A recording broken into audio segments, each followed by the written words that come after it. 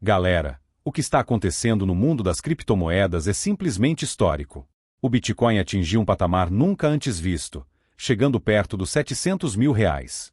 Esse universo está se expandindo numa velocidade absurda, e mesmo eu falando sobre cripto faz tempo aqui no canal, desde 2021, ainda tem muita gente boiando no assunto. Então, hoje eu decidi preparar um super conteúdo, tipo um aulão mesmo, para ajudar você que está meio perdido a entender de vez como esse mercado funciona e por que tanta gente está falando disso. Mas antes de mergulhar de cabeça nesse conteúdo, já vou pedir aquele favor clássico. Se você gosta desse tipo de vídeo e quer que eu traga mais explicações como essa, já deixa o like, se inscreve no canal e ativa o sininho para não perder nada. Assim o YouTube entende que você gosta de conteúdo sobre finanças e criptos e vai te recomendar mais vídeos como esse. E claro, comenta aqui embaixo de onde você está assistindo para eu saber até onde esse vídeo está chegando. Agora, bora entender de onde veio essa história toda de criptomoeda. Para isso, a gente precisa voltar no tempo, lá para 2008. Naquele ano, o mundo passou por uma crise financeira gigantesca, causada por erros enormes dos bancos nos Estados Unidos. Vou explicar de um jeito simples para todo mundo entender. O sistema financeiro funciona mais ou menos assim. Você vai até o banco e decide investir uma grana. Tecnicamente, você está emprestando dinheiro para o banco com a promessa de que, depois de um tempo, eles vão te devolver esse valor com um pouquinho de rendimento. Tipo, você coloca lá R$ 1.000 e depois de um ano, o banco te devolve R$ 1.100, por exemplo. Agora, você pode estar se perguntando, se os bancos são tão ricos, por que eles precisam do meu dinheiro? A resposta é que os bancos adoram mexer com o dinheiro dos outros. Eles pegam esse dinheiro que você investiu e emprestam para outras pessoas, cobrando juros bem mais altos.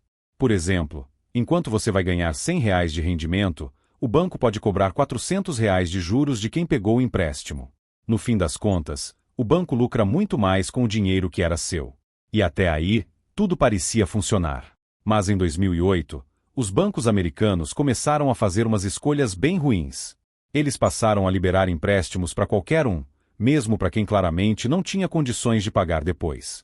Eles distribuíram crédito fácil, sem critério, e a galera foi pegando dinheiro a rodo para comprar casas, carros, pagar dívidas, fazer o que quisesse.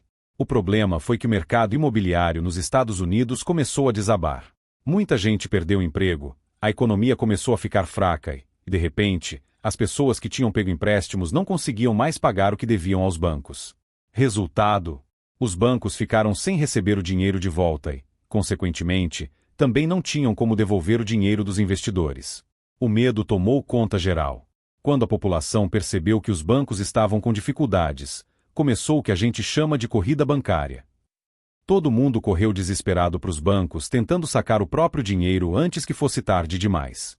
Só que tinha um detalhe: o dinheiro físico mesmo não estava lá, porque já tinha sido emprestado para um monte de gente que não ia conseguir devolver nunca.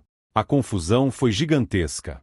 Pessoas perderam tudo que tinham, empresas quebraram, o desemprego explodiu, teve gente ficando sem casa e até situações extremas de desespero, como casos de suicídio. Enquanto isso, os grandes banqueiros e executivos continuavam com seus bônus milionários, sendo ajudados pelo governo, enquanto a população ficava no prejuízo. Foi nesse cenário caótico que começou a nascer uma grande revolta mundial contra o sistema financeiro tradicional. A galera começou a questionar: por que nosso dinheiro tem que ficar preso nos bancos? Por que a gente precisa pedir autorização para sacar o que é nosso? Por que a gente depende de instituições que só pensam no lucro deles e deixam a gente na mão na primeira crise? Foi nesse contexto que surgiu uma ideia revolucionária: criar uma forma de dinheiro que não dependesse de bancos, governos ou qualquer instituição centralizada. Uma maneira das pessoas terem controle total sobre o próprio dinheiro, sem precisar de intermediários. E aí, em 2008 mesmo, um cara, ou talvez um grupo, ninguém sabe ao certo até hoje, chamado Satoshi Nakamoto apresentou ao mundo uma tecnologia chamada Bitcoin. Era a primeira moeda digital descentralizada da história. Isso mesmo, uma moeda que não tem dono, que não é controlada por banco, governo ou empresa nenhuma. O Bitcoin funciona dentro de um sistema chamado blockchain, que é tipo um livro-caixa digital gigantesco e público, onde todas as transações ficam registradas. A grande sacada é que esse sistema é mantido por milhares de computadores espalhados pelo mundo, que juntos garantem a segurança e a transparência do processo. A ideia por trás disso é simples e poderosa: dar liberdade para as pessoas cuidarem do próprio dinheiro sem interferência de terceiros. Por isso que, até hoje, Muita gente que entende o propósito do Bitcoin critica quem compra criptomoeda através de banco. Afinal, seria meio contraditório usar um produto feito para fugir dos bancos, dentro de um banco. Como o Bitcoin é uma moeda totalmente virtual, não tem como guardar ele fisicamente, tipo colocar numa carteira ou esconder debaixo do colchão. Por isso, foi preciso criar um ambiente seguro e descentralizado onde os Bitcoin e outras criptomoedas pudessem ser armazenados, a tal da blockchain. Ela não pertence a ninguém, mas ao mesmo tempo pertence a todos. É um sistema global, imutável, auditável e que não pode ser manipulado. O mais curioso é que, na época em que foi criado, o Bitcoin não valia praticamente nada. Estamos falando de algo que custava frações de centavo de dólar. Muita gente achava que era uma piada, uma modinha que não ia durar. Só que, aos poucos, as pessoas começaram a perceber que fazia sentido ter um dinheiro livre de controle governamental e bancário. Com o tempo, o número de pessoas usando e aceitando Bitcoin como forma de pagamento foi crescendo.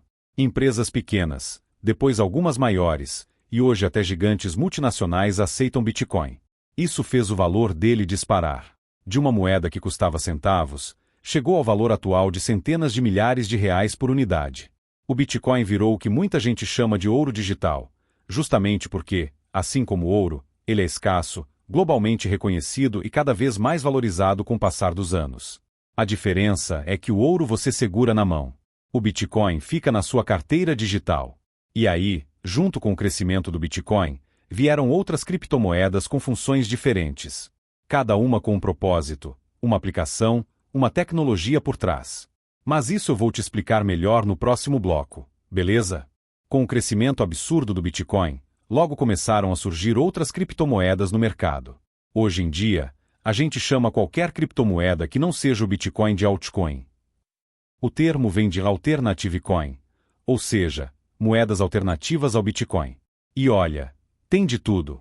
Desde projetos sérios com tecnologia robusta e propósito claro, até aquelas moedas que foram criadas só por brincadeira ou por hype de internet. Para você ter uma ideia, hoje já existem milhares de criptomoedas diferentes no mercado.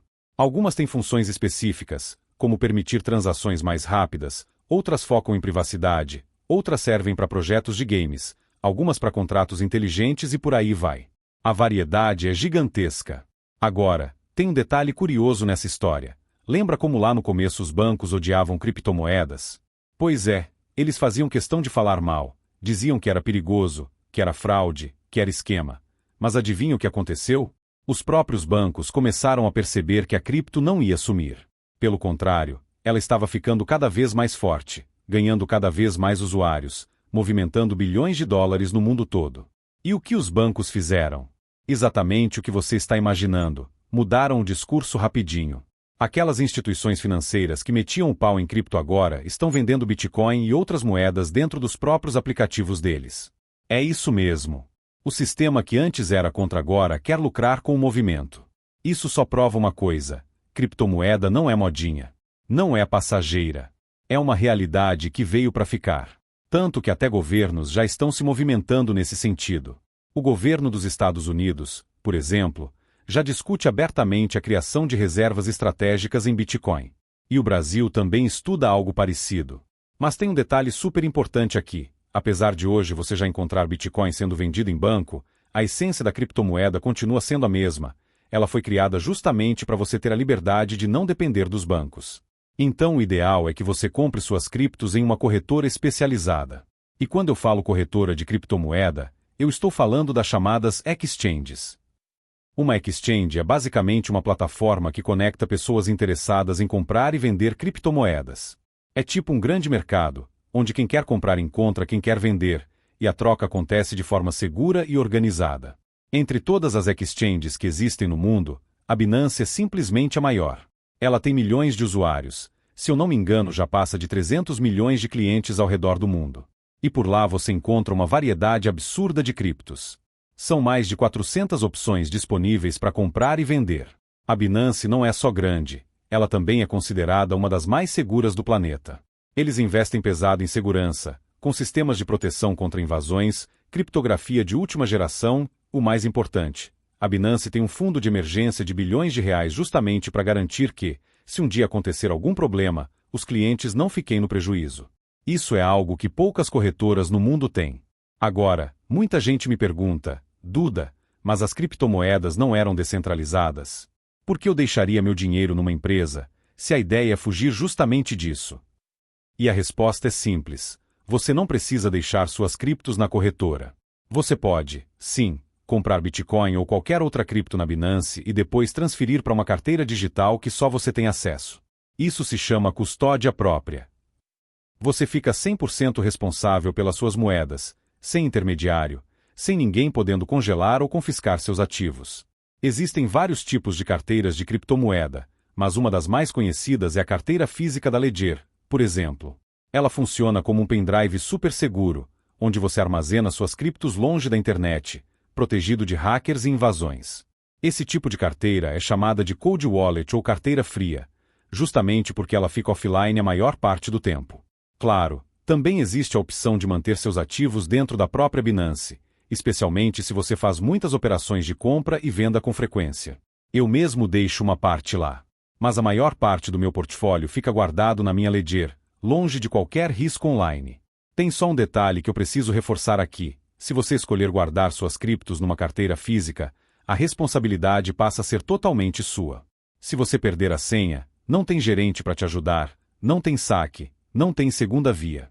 Perdeu a senha, já era. Tem gente que já perdeu milhões de reais assim. Por isso, se for usar uma cold wallet, anota bem sua chave de segurança e guarda em um lugar ultra seguro. Agora que você já entendeu onde comprar e onde guardar, vamos falar sobre os tipos de criptomoeda que existem por aí. Primeiro, claro, o Bitcoin, que é a mãe de todas. Depois, como já comentei, vem as altcoins.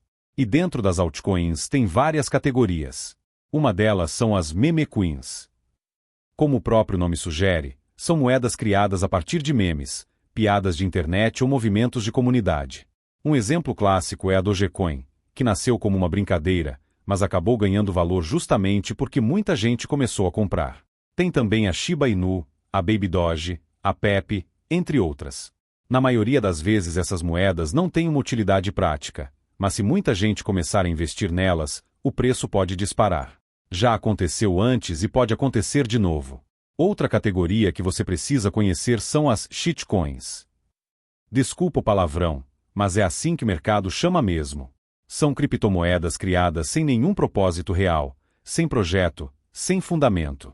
São aquelas moedas que alguém lançou só por lançar, muitas vezes só para tentar surfar numa onda de hype. E ainda assim, por incrível que pareça, algumas shitcoins acabam valorizando por pura especulação. Depois temos as stablecoins. Essas são criptos que têm o valor atrelado a alguma moeda oficial, como o dólar ou o euro. O objetivo da stablecoin é justamente dar uma estabilidade de preço. Por exemplo, o USDT e o USDC são stablecoins que sempre valem o equivalente a $1. Se o dólar sobe, elas sobem junto. Se o dólar cai, elas caem na mesma proporção.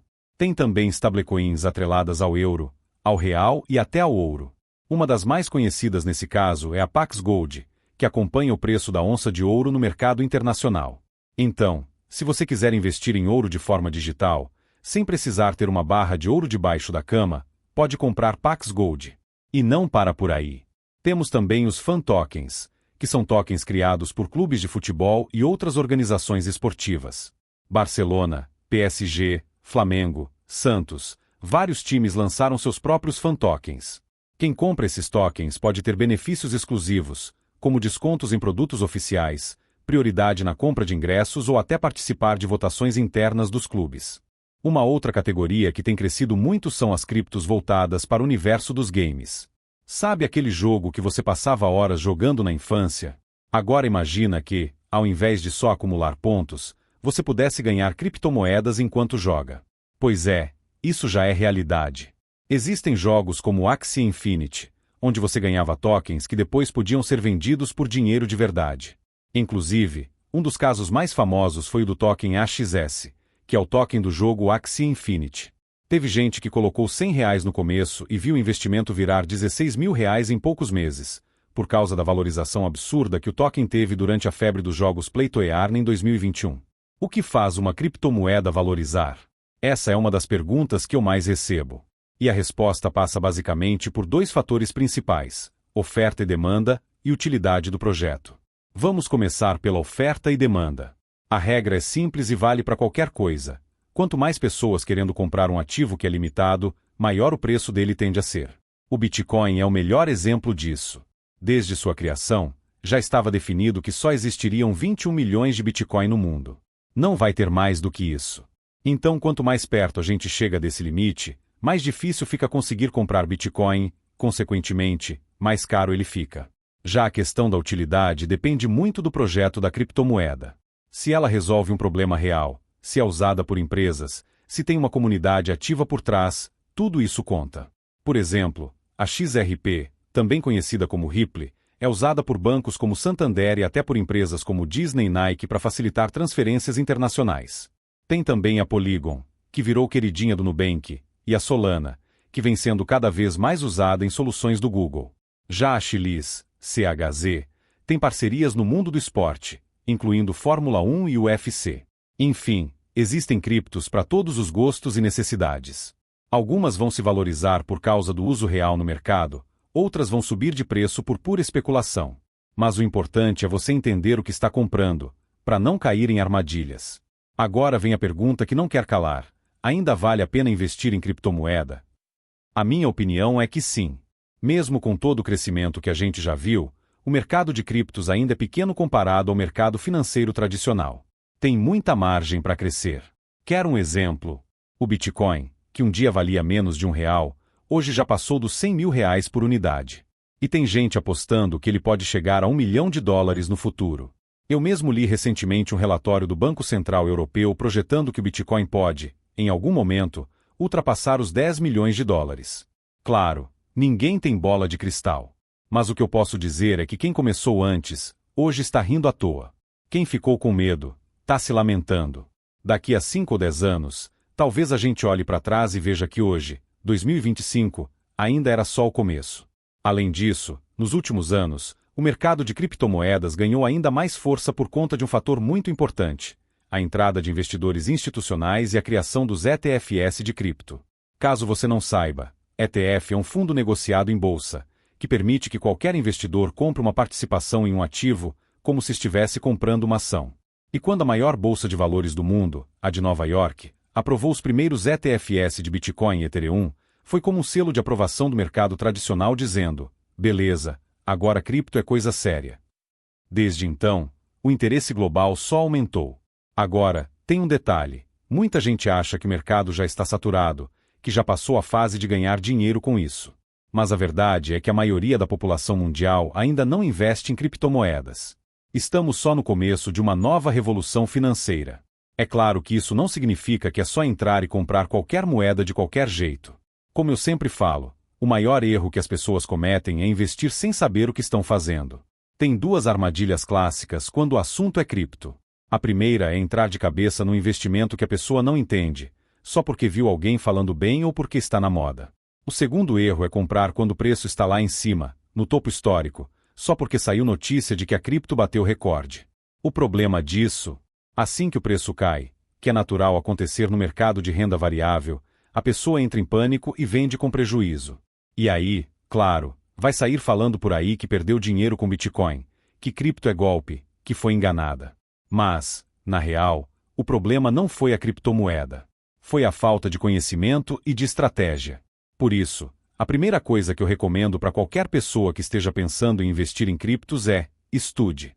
Assista vídeos, leia livros, procure podcasts, acompanhe especialistas.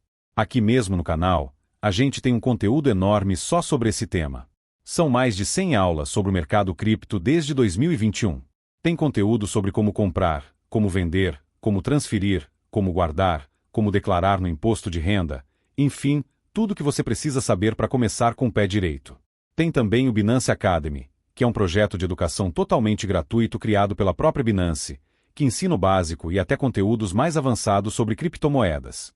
Lembre-se de uma coisa: enquanto o investidor inteligente busca aprender para ganhar dinheiro com consciência, o investidor apressado só pensa no lucro rápido e quase sempre acaba fazendo besteira. Agora, para quem já entendeu os riscos e ainda assim quer começar, vou te explicar rapidinho o passo a passo de como comprar suas primeiras criptomoedas. Primeiro de tudo, É importante saber que cripto é um investimento de renda variável. Isso significa que ela pode tanto te dar lucro como também gerar prejuízos, dependendo do momento de compra, venda e da sua estratégia. Então, antes de colocar dinheiro nisso, o ideal é que você já tenha sua vida financeira organizada, uma reserva de emergência montada, algumas aplicações em renda fixa para garantir segurança, e aí sim, com uma parte do seu patrimônio, começar a investir em cripto. Beleza? Então vamos lá. O primeiro passo é abrir uma conta em uma corretora de confiança. Como eu falei antes, a Binance é a maior do mundo e é a que eu indico. Inclusive, aqui na descrição do vídeo e no primeiro comentário fixado, eu deixei um link especial. Se você abrir sua conta por esse link, além de ser gratuito, você ainda ganha 10% de desconto vitalício nas taxas de negociação. Depois de abrir sua conta e fazer a verificação de identidade, o segundo passo é enviar dinheiro para a corretora. No caso da Binance, você pode fazer um depósito via Pix, que cai rapidinho. É só ir no aplicativo do seu banco, copiar o código Pix que a Binance vai gerar e fazer a transferência. Depois que o dinheiro cair na sua conta da Binance, é hora de comprar sua primeira cripto. Dentro do app, você vai na aba Trade. Depois clica na parte de cima onde aparecem os pares de negociação, tipo BTC-BRL.